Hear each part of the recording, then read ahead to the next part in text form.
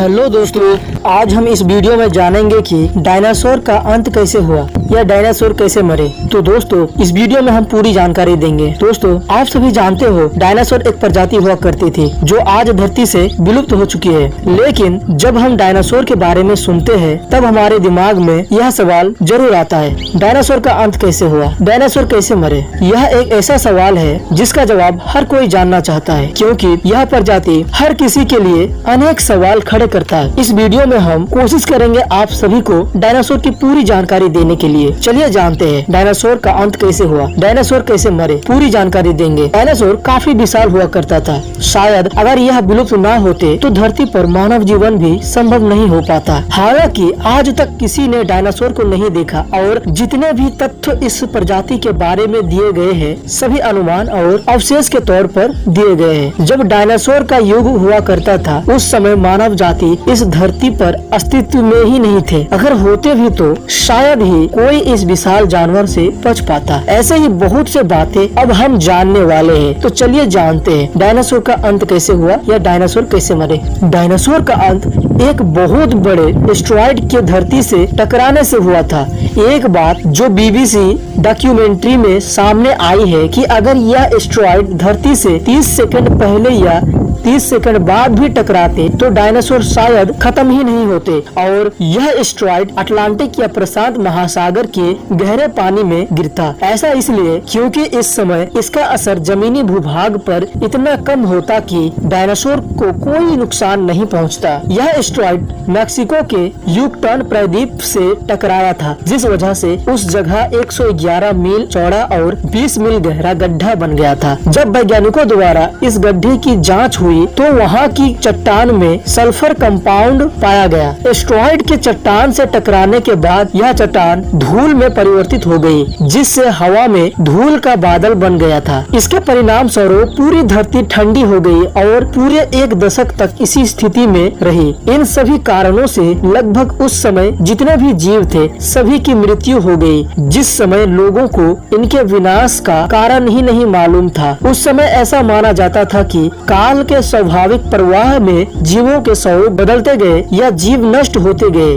और नए प्रजातियां पैदा होती गई। डायनासोर, जिसका यूनानी भाषा में अर्थ बड़ी छिपकली होता है, यह प्रजाति धरती पर लगभग 16 करोड़ वर्ष तक अस्तित्व में रहे, जिनका विनाश आज से लगभग 6.5 करोड़ वर्ष पहले हुआ था। डायनासोर भी कई प्रकार के हुआ करते थे। जीवाश्म वैज्ञानिकों ने डायनासोर के अब तक 500 विभिन्न वंशों और 1000 से अधिक प्रजातियों की पहचान की है और इनके विशेष पृथ्वी के हर महाद्वीप पर पाए जाते हैं। आप लोगों को शायद जानकर हैरानी हो, सभी डायनासोर मांसाहारी नहीं होते थे। कुछ डायनासोर की प्रजाति शाकाहारी भी माने जाते हैं। आपको शायद यह भी जानकर हैरानी होगी कि सभी डायनासोर का आकार विशाल नहीं होता था। कुछ डायनासोर मानव आकार के तो कुछ मानव से छोटे भी होते थे। चलिए ऐसे ही कुछ रोचक तथ्य डायनासोर के बारे में जानते हैं जो शायद ही किसी को पता हो। डायनासोर इस धरती पर लगभग 16 करोड़ साल तक अस्तित्व में रहे, लेकिन मानव ने अभी तक सिर्फ 50 लाख साल गुजारे हैं। इस हिसाब से डायनासोर ने हम लोगों से 64 गुना ज्यादा समय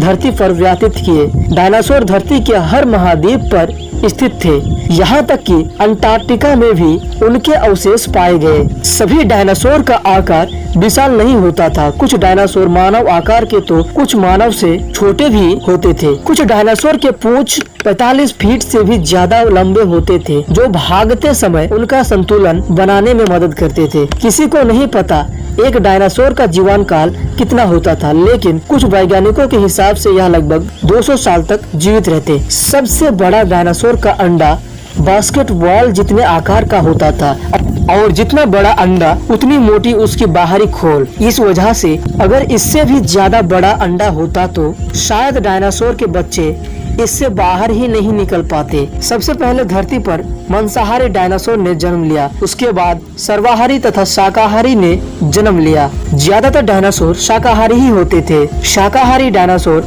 अपनी सुरक्षा के लिए एक साथ झुंड में रहना अधिक पसंद करते थे। ज्यादातर मांसाहारी डायनासोर अपने 2 पैरों पर भागते थे, इससे उन्हें भागने में भी आसानी होती और अपने दोनों हाथों से शिकार भी कर लेते। लेकिन ज्यादातर शाकाहारी डायनासोर अपने चारों पैर का इस्तेमाल करते। इससे उनका भारी शरीर संतुलित रहता था। एक नवजात मानव बच्चे का दिमाग ज्यादातर वयस्क डायनासोर से बड़ा होता है। डायनासोर अक्सर चट्टान भी निगल लेते।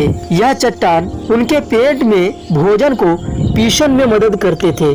तो दोस्तों, आज हम इस वीडियो में जाना कि डायनासोर का अंत कैसे हुआ या डायनासोर कैसे मरे। दोस्तों, हम इस वीडियो में आपको पूरी जानकारी दिए। इस वीडियो को देखने के बाद मैं उम्मीद करता हूँ कि आप सभी को पता चल गया होगा कि डायनासोर का अंत कैसे हुआ, डायनासोर कैसे मरे। इसके अलावा हमने इस वीडियो में डायनासोर के बारे में कुछ रोचक तथ्य भी जाने जो शायद ही किसी को पता हो।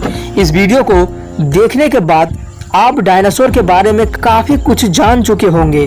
अगर आप इस वीडियो को शेयर करते हो तो आपके दोस्तों को भी यह सब जानने को मिलेंगे। तो दोस्तों, इस वीडियो को लाइक करें और अपने दोस्तों को शेयर करना ना भूलें और चैनल को सब्सक्राइब करके बेल आइकन को दबाना भी ना भूलें। तो दोस्तों, आपके साथ मुलाकात होगी एक और नए वीडियो में।